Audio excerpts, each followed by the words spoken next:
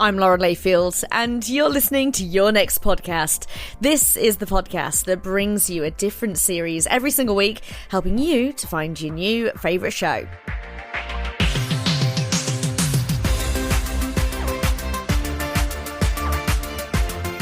I have got such a little gem for you this week. This is the brand new season of Waterlands, a British Podcast Award nominated show that talks about exactly what you might expect, Waterlands and all of the wonderful things that live there. This third series is all about rivers, hence the big eel on the cover art there, and our host Megan McCubbin is going to be travelling all across the rivers of the UK, looking at the crucial role they play in maintaining ecological balance.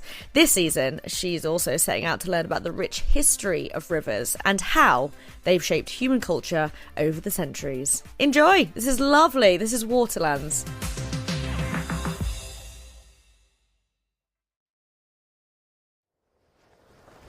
It's like a trampoline. A trampoline. Or like a waterbed. Like a water, if anyone still has any of those anymore, yeah, I don't know. Exactly. And you can see the movement of water underneath as you move. Let's give that a go. Where do you think is a good spot? Over just here, I think we might be able to get it. Oh, look, you can see it moving. You can see as I jump up and down. You do. It does wobble. Yeah, here we go, see. Wow. And that's a pretty amazing feeling of actually how fluid this landscape actually is.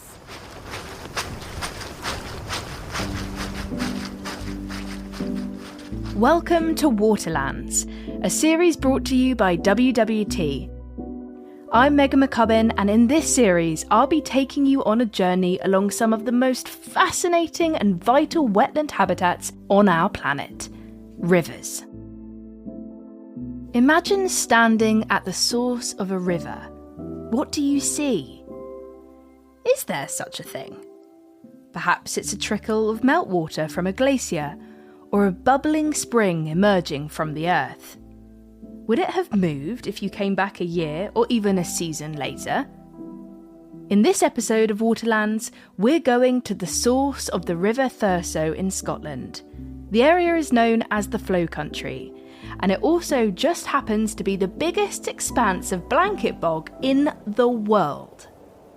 I met up with Milly Revill Hayward, Campaigns and Communications Officer for the RSPB in Scotland. Milly, this place is just mind-blowing. It is huge. I mean, you've got the mountains on one horizon and then you turn around. It goes from horizon to horizon. I've never seen a bog like this before. Yeah, it's pretty incredible. I think that's one of the amazing things about this place is the sense of scale you get. It is the biggest expanse of blanket bog in the world. How big actually is it? So we're in RSPB Forcenard flows at the moment at the reserve, and our reserve is around 21,000 hectares, but that is just a small part of the flow country, and that's what it's named for because the word flow comes from the Norse flow, meaning watery, boggy. And it stretches across the north of Scotland, across Caithness and Sutherland, about 400,000 hectares. So massive, absolutely huge. And that's over from kind of Thurso in the east, over to Durness in the west, and down to Lairg. So there is just water everywhere. We're looking out onto a pool system, aren't we? And there's lots of different pools, different shapes and sizes. But I'm guessing there is a lot of movement of water in this habitat. I mean, it's the most important thing here. It is what makes the blanket bog a bog, because as water falls, it is absorbed like a big sponge, and then it flows through the landscape very slowly. It will pool in these intricate pool systems, and they're incredible. They're something you don't really know they're there until you're right on top of them, and suddenly you're lost in a maze of these sparkling, amazing pools. And they're all interconnected. And then you have streams, and lots of these are really important catchment areas for species like salmon, which will be breeding in the rivers. Yeah, and increasingly rare species as well. Especially, a hot topic has been pollution, but actually when rivers start in places like this, especially in northern Scotland, actually it's quite lucky because this is a filtration system as well, isn't it? It is. The water that comes out of peatland systems is really, really high quality, and that's one of the reasons. Scottish water, I think everyone knows, it tastes amazing, and half that is because of systems such as this blanket bog. People have a conception of a river as a channel of water flowing through a landscape, but that's really too simplistic. Rivers are connected longitudinally, top to bottom. They're connected laterally, and naturally they should be connected to a whole continuum of wetlands right up to the break of slope. And they're connected vertically as well. There's a lot of water flowing underneath the ground below the river. What we see is just a surface blip, like the tip of an iceberg of physical, chemical and ecological processes. So rivers are kind of three-dimensional dynamic beasts in their natural state, not just these simple blue lines on maps. Dr. Mark Everard is an author, an environmental scientist and an expert on rivers. Most of the water in the landscape is invisible. It's either there as soil moisture or in biological matter, but much of it is deep underground. And it's important to think of that water in the way we conceptualize rivers, the way we manage rivers, because you take too much of that water out and you starve the river before it's even born. Many of the low-flow rivers that we have in this country, particularly those that dry up in droughts, are consequent from over-abstraction from this invisible water before it even gets to the river. We asked Mark to explain exactly where and what the source of a river is. We might think of it as a discrete spring, like the one at the Thames Head pub, not so far from where I live. But of course, all river systems have multiple tributaries and they're distributed across landscapes. The Upper Thames itself is a winterbourne, which means that when the water table is high, the groundwater is high, it flows from a completely different place to where it starts in the summer. I mean, miles downstream. So actually the source is often deep underground. So when water companies abstract water from the ground, they change the structure and the source and the location of the headwaters. Also, when we farm land inappropriately, we can decrease the permeability of landscapes, and that changes the pace and the rate of runoff into the river. And we're seeing fairly major damages in some rivers like the Usk and the Wye, where more intensive sheep stocking over the winter is just changing the headwater quality, location and ecology. In other of my work in the desert in Rajasthan of India, for example, I work with people to recharge their wells and their rivers in places where the water falls and percolates that might be a very long way away from where the head of the river is. So the source of the river is obviously the clouds, but also the management of wide landscapes that nourish where the water bubbles through to the surface. I always love the journey of a river and kind of following it as it meanders through a landscape. And actually coming to the source of rivers, like right where they begin, is in some ways the most interesting, because obviously by the time it gets to kind of the mouth where it flows out into the sea, it's this huge expanse. But to see it in its intricacy and its infant stages is really amazing, and it's incredible that it starts off in places just like this. Exactly. So when you have a healthy blanket bog system, the rain falls and it's absorbed by the peatlands and it flows through the streams and into the rivers, and as the water is absorbed by the peatlands, because it's slowed right down, that helps flood prevention. So in areas where you have healthy blanket bogs, you have a really good system against flooding. I mean, Scotland's known for its precipitation levels, the amount of rain, which is ultimately what creates something like a blanket bog, isn't it? It has to have high rainfall and a certain level of acidity. Yep, that's it. So it forms over a long, long time where vegetation matter doesn't fully decompose. So the rain falls down, creating this waterlogged, anaerobic environment. And so because of that, the vegetation only partially decomposes and instead forms layers of peat. The rate at which it forms here, 1 millimetre per year, it means that over the 10,000 years or so that we've had the correct climate, so it's been very cold, very wet, the flatness of this landscape has contributed to it as well. And up here in the flow country, we store a huge amount of carbon. It's 3 times the amount of carbon that is stored in all of Britain's woodlands, which is an incredible feat. If you think about how much time we spend praising woodlands, and rightly so, they're an incredible habitat, but I think peatlands deserve their moment for how important they are as well. Absolutely. Isn't it 3% of global cover is peatland? 3% of terrestrial land area, 30% of land carbon is stored in peatlands. It's insane. So they are incredibly good at storing carbon. It's one of the many reasons why this landscape is so crucial, but often kind of forgotten about in many ways. It is. It's a place a lot of people might look out and not think there's really anything here to explore.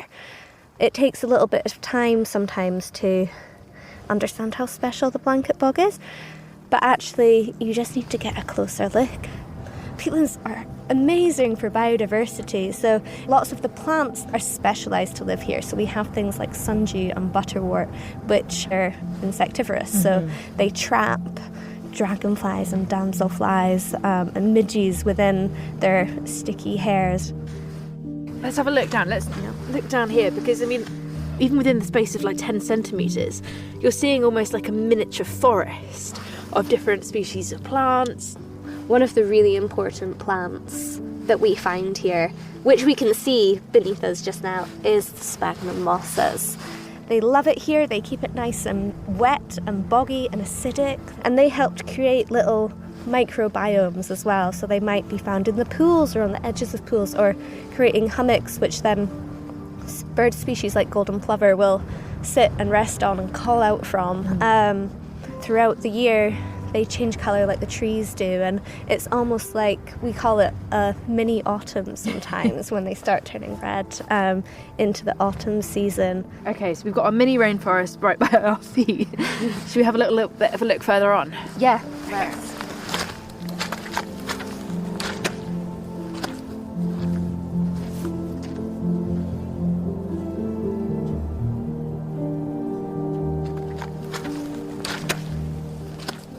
So this one's quite red. The one we were looking at before was very green, wasn't it? And this is drier as well. It's drier. This is one of the species, Capifolium, that will form hummocks, and so you get these little mini microbiomes forming on the hummocks. And something really incredible that I learned recently was that birds like golden plover will like to rest and call on the top of these hummocks, and as they poo, they then fertilise the ground and create a bigger, better hummock for them to continue resting on, which I think is amazing. Well, it's got these patches of fertilised soil. Yeah, it's brilliant. Which in a landscape like this is actually quite rare, quite a valuable resource. Right, what else? So there is a bog pool system straight in front of us, which we can't see yet, but it's right there. But that's the way it kind of happens, like you don't know it's there until you're right on top of it. Let me see if I can find you a bit of bouncing bog. Bouncing bog. Bouncing bog. So, because it is so waterlogged underneath, there's so much water and liquid in this landscape. When you find the right bit, you can jump up and down and you can see the waves under the bog. It's a pretty incredible feeling. It's like a trampoline. A trampoline. Or like a waterbed. Like a water. If anyone still has any of those anymore, I don't know. Exactly, and you can see the movement of water underneath as you move. Let's give that a go. Where do you think is a good spot? Over just here, I think we might be able to get it. Oh, look, you can see it moving. You can see as I jump up and down. You do. It does wobble. Yeah, here we go, see. Wow. And that's a pretty amazing feeling of actually how fluid this landscape actually is. This is precarious because this bit's really thin. So if I fall in, you'll hit. Oh, look how big that is! Just like rocking it. Oh, that's quite fun. And we can feel that. I'm about 2 meters away from you, and I can feel your movements under my feet as well. Oh, it's quite a good workout. You can feel the thighs start to burn after doing that. I should say at this point that if you want to visit a bog, please make sure you always stick to the marked trails. And don't try bouncing without an experienced guide like Milly, who knows the depth of water, as it's easy to quickly sink into a bog. I guess over seasons, this landscape is going to change quite dramatically. More flowers might emerge, for example, like bogbean. Completely, yeah, bogbean. Oh, I love them. They're one of the most exciting things to crop up in the bog pools in the heat of summer. And then they have the most beautiful, white, delicate flowers that crop up only for a few weeks. They have a really short flowering period. But yeah, like you mentioned, in the summer it's bursting with life. There's birds everywhere. You can hear the skylarks singing their songs. You see the hen harriers and the merlins in the sky, and all of the really important breeding waders here as well. So we have greenshank and dunlin and golden plover, all of which are species which aren't very easy to find, but when you do, it is such a reward to hear them calling. Is that one of the reasons why you fell in love with this habitat? It is, yeah. I think, like a lot of other people, I didn't appreciate blanket bogs or peatlands in general for a long time, because you look out and you think, oh, there's not really anything there. Like, why would I go to this place, you know? But it's just one of the completely hidden treasures of Scotland, and once you come here, I think you fall in love with it, and the more time you spend here, the more it gives you. So I feel very lucky to work here. No, it's an amazing place. Even just being here for 5 minutes, I kind of want to immerse myself in it and I wish I had a snorkel, put my head in a pool. I mean, I'd be really cold, but I think it'd be worth it.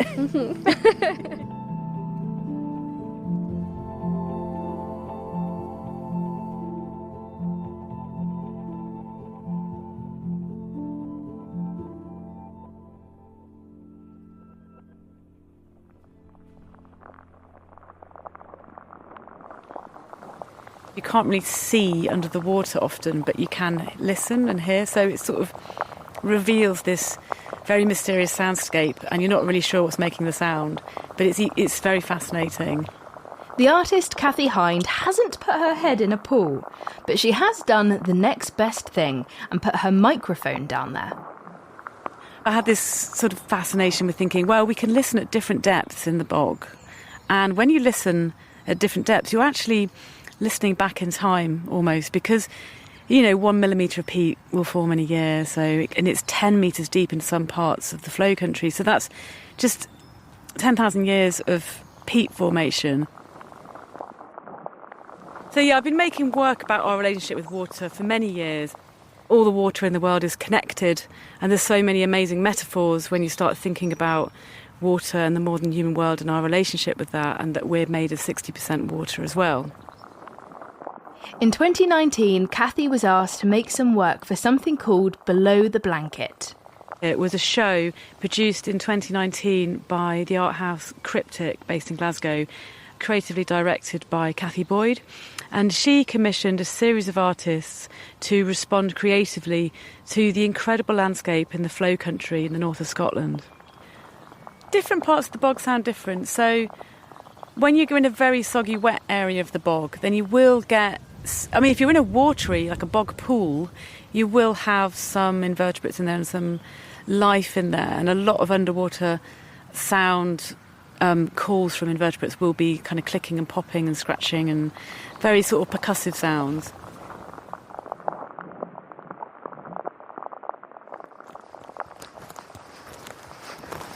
This environment, Milly, is very different than the one we were just standing in. It is. I mean, there's bits of deadwood everywhere. It's a complete brash surface, and all of this is the remains of... Wait till you go, look at that. Coming in. Amazing. Look at that. At this point, I got extremely excited at the sight of a white-tailed eagle swooping overhead. Flying barn doors. We've been given that name for a reason. Okay, well, eyes peeled if it comes back again. Yeah. Oh dear, but no, this landscape is incredibly different, isn't it? Because you've got tufts of quite rough sedges and grasses.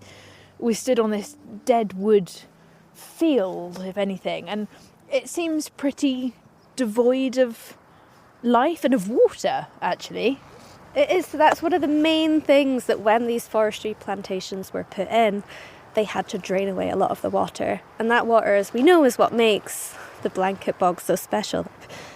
During the 70s and 80s, big tax breaks meant that people would buy up land in the flow country and plant large areas of non-native conifers here.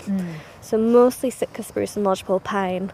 And that has just completely decimated the landscape and the bog that they have been planted on.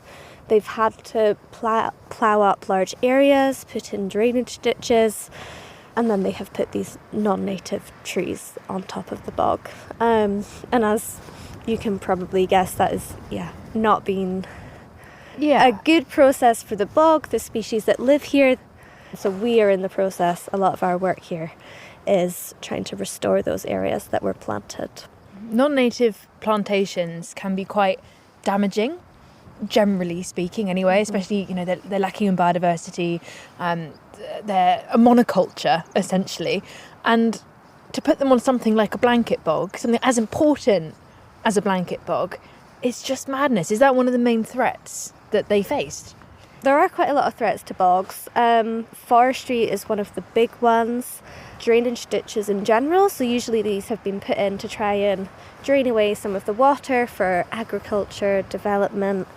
Overgrazing, and whether that's from livestock, so putting too many cattle or sheep on areas of peatland, and also things like deer can be a big problem. We know that in Scotland we have way too many deer than what's actually sustainable for the landscape.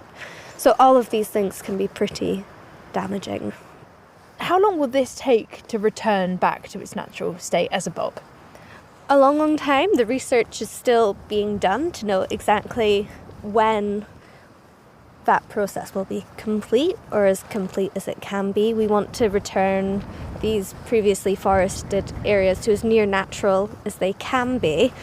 But it's a long time. I mean, all of this was done in a kind of time span of 5 to 10 years. And it'll be probably to the end of my lifespan until it's really there. So 50 years or so until we're seeing the true benefits. But even once we take the trees down, we start to see the vegetation coming back as we raise the water level back. And with the vegetation then comes the invertebrates, and then comes the other species as well, the mammals and the birds.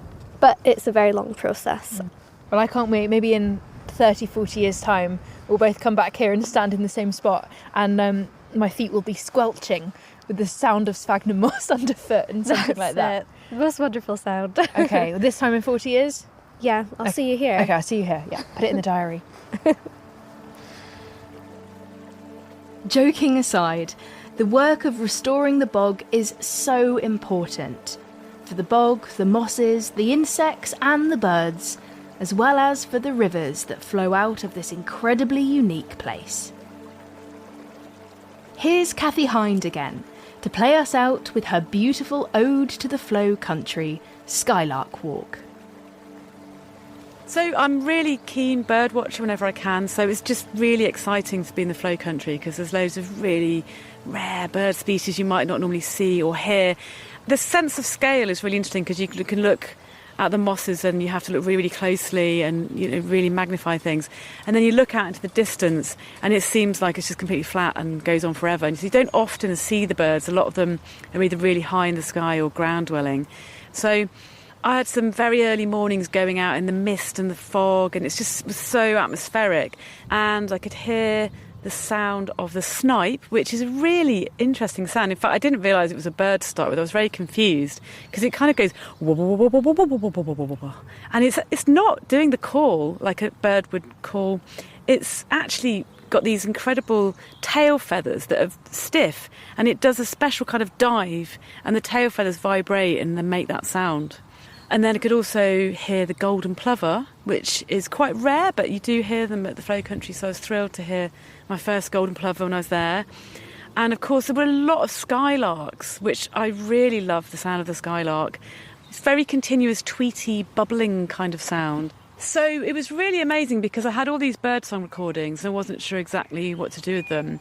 And Kathy Boyd, who was creatively directing the show at the Royal Botanic Gardens in Edinburgh, had this idea for a soundscape that would be listened to under umbrellas. And I just thought, oh, that's so perfect. So I made a composition called Skylark Walk. And at the very end of the show in the Botanic Gardens, people were handed an umbrella. It was at dusk, and at the point where they got to the end of the show, it was generally a little bit darker. And then a tiny little speaker in the top of the umbrella, and they could have this little personalised soundscape that just took them through that pathway out of the end of the show. And that was a combination of the birdsong recordings that I made and some really sparse piano composition.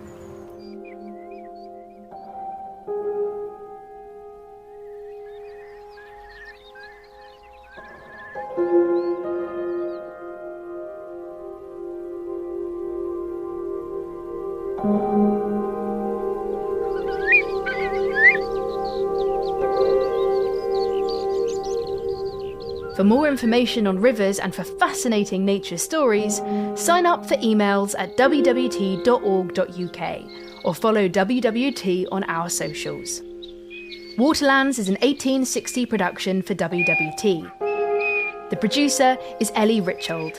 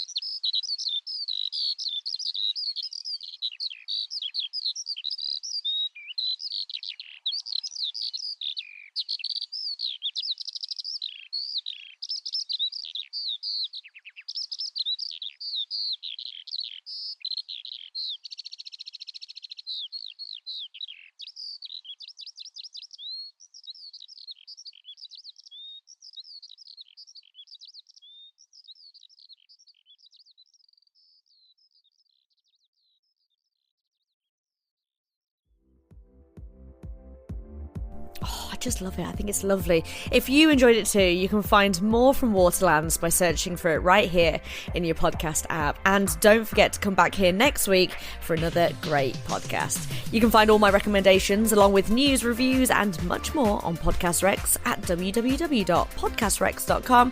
That's www.podcastrex.com.